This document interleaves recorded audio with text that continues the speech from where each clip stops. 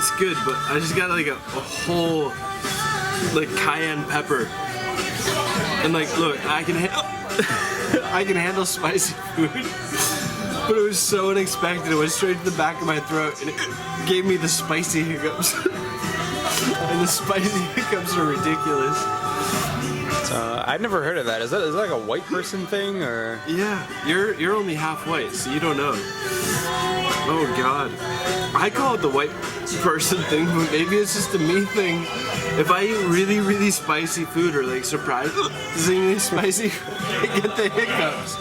And it's funny because I never get hiccups. Never.